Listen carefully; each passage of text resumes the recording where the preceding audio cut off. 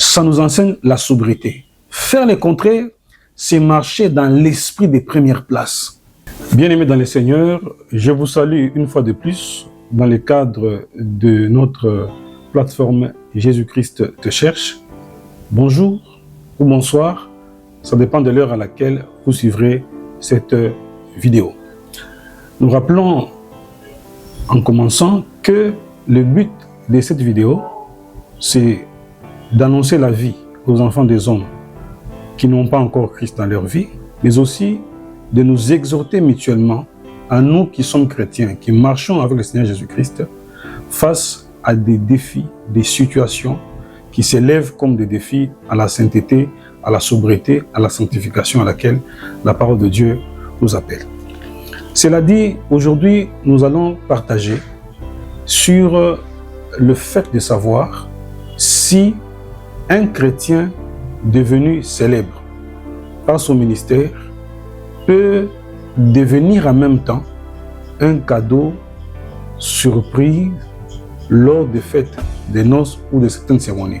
En d'autres termes, un chrétien devenu célèbre parce qu'il est pasteur, parce qu'il est apôtre, parce qu'il est prophète, parce qu'il est chantre, il est conducteur de la louange, peut-il devenir un cadeau surprise, comme on dit, lors de fêtes, de cérémonies, de noces, ainsi de suite. Je résume le contexte. On constate de plus en plus que lors de certaines fêtes de noces, on est dans la célébration et à un moment précis, on éteint les lumières, on dit qu'il y a un cadeau surprise. On ne sait pas c'est quelle surprise en fait, mais du coup, on peut apercevoir apparaître un pasteur célèbre qui vient à la fête et les mariés ne savaient pas que tel pasteur viendrait à leur fête, peut-être parce que dans la vie de tous les jours, ils ont de l'admiration pour cette personne et que leurs proches, les sachant, ont contacté cette personne pour venir à la fête. Bien souvent et généralement, c'est un chanteur célèbre, cadeau surprise, et il apparaît lorsque les lumières s'allument. Que peut-on penser de cette pratique à l'égard de la parole de Dieu? En fait, lorsqu'on lit la parole de Dieu dans Marc chapitre 12, le verset 39, le Seigneur Jésus-Christ a fustigé le comportement des scribes et des pharisiens. Il a dit que il a reproché plutôt de rechercher les premières places dans les synagogues et dans les festins. Il disait que les scribes et les pharisiens recherchaient les premières places dans les synagogues et dans les festins. Mais il nous exhorte, nous chrétiens, que nous devons marcher plutôt dans la sobriété sans avoir l'idée de chercher les premières places dans les synagogues et dans les festins. Pourquoi? Parce que lui-même, le Seigneur Jésus-Christ, il a marché dans la sobriété. Il n'a pas fait de choses pour paraître afin d'être admiré. Au demeurant, la Bible dit qu'il n'avait ni éclat ni beauté, et même rien pour attirer nos regards. De sorte que, même le jour où il fallait l'arrêter, c'est jeudi soir, il a fallu que Judas Iscariote a lui donné un baiser pour que l'on reconnût que c'était lui, Jésus-Christ de Nazareth. Et lorsqu'il a été invité aux noces de Cana, le Seigneur Jésus-Christ ne s'est pas mis en vedette. Il était en retrait. Et donc, comme je dis dans Marc chapitre 12, verset 39, il dit « Les scribes et les pharisiens recherchent les premières places, les premiers sièges dans les synagogues. » Alors, ça nous enseigne la sobriété. Faire le contraire, c'est marcher dans l'esprit des premières places. Vous savez, bien aimé, dans les Actes des Apôtres, au chapitre 8, le verset 9, il y a un homme qu'on appelait Simon, le magicien. Lorsqu'il y a eu la persécution à l'église de Jérusalem et que les apôtres sont restés à Jérusalem, mais les autres s'étaient répandus, il y a Étienne et Philippe.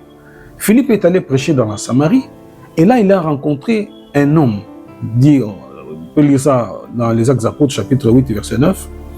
On dit, mais il y avait auparavant dans la ville un certain nom, un homme nommé Simon, qui avait longtemps étonné le peuple par les tours de magie, parce qu'il se prenait pour un personnage important, qui exerçait la magie et qui avait longtemps étonné le peuple par des actes de magie. Cet homme se prenait pour un personnage important. Et qu'est-ce qu'il avait fait? Il étonnait le peuple par les actes de magie.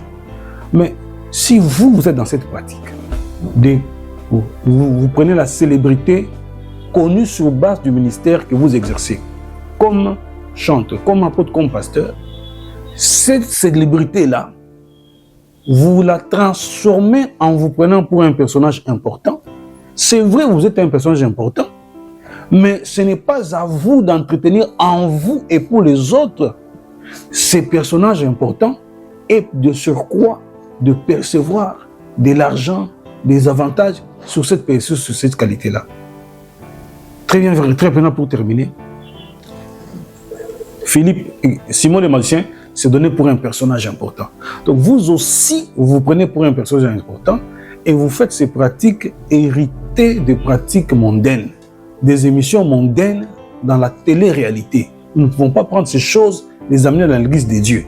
Dans l'église de Dieu, il n'y a pas de vedettes, il n'y a pas de célébrités, il y a des frères et des sœurs qui doivent vivre dans la sobriété. Alors, regardez les scénarios. Monsieur X est chanteur très célèbre et connu. Il est chez lui à la maison. Il reçoit un coup de fil. Ah, bonjour, frère tel. Bonsoir, frère tel, bonsoir. Ah, non, c'est tel. Oui, que puis-je faire pour vous? Nous avons des cousines qui ont une fête de noces tel jour. Nous voudrions leur faire une surprise avec votre présence. Ok, d'accord. Quelles sont les conditions? Bon, je ne demande rien, mais juste quand même un déplacement. C'est combien? Bon, c'est $50. C'est rien, c'est un déplacement. Et vous, quand vous avez pris ces contacts-là, ce jour-là, vous êtes chez vous, vous faites votre toilette, vous êtes en train de vous imaginer, vous projeter dans la fête, vous vous déplacez, on éteint les lumières et puis on les rallume, c'est vous qui apparaissez. Non pour édifier la foi des gens, mais votre propre personne est devenue un personnage important pour que les gens s'agréent, soient dans la joie, parce que vous paraissez ayant pris la notoriété sur base de votre ministère. C'est du Seigneur seul qui le dit. C'est du Seigneur seul qui le dit dans Psaume 24, porte élevez vos linteaux afin que le roi de gloire fasse son entrée. C'est le roi de gloire, c'est Jésus-Christ. Nous devons l'honneur à qui nous devons l'honneur. L'honneur, c'est à ceux qui sont élevés en dignité. C'est comme ça que Luc, quand il écrit l'évangile de Luc, il dit excellent Théophile. Les chrétiens ne sont pas élevés en dignité. Ce sont les rois de la terre qui sont élevés en dignité. Nous devons l'honneur jusqu'à ce qui est permis par la Bible, sans verser dans le péché qu'il nous demande. Si donc, cher ami, vous êtes tombé dans l'erreur de vous prendre pour un personnage important, de trouver que votre personne était un cadeau surprise, repentez-vous. Et si vous avez aussi fait des choses en invitant de telles personnes, vous êtes en train de faire le culte de la personnalité, sans le savoir.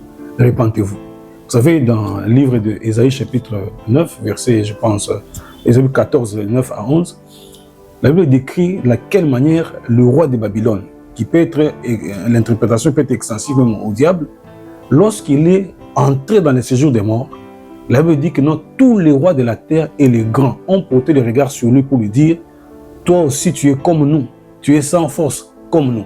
Ça veut dire que la célébrité, la gloire, l'honneur personnel du monde est une amitié avec le monde quand on l'attire des choses mondaines. Soyons sobres, c'est ce que nous recommande la Bible et que Dieu nous préserve de cela. Si vous avez fait des invitations, si vous l'avez fait dans votre vie, je vous invite à vous ressaisir. Que Dieu vous bénisse et à la prochaine.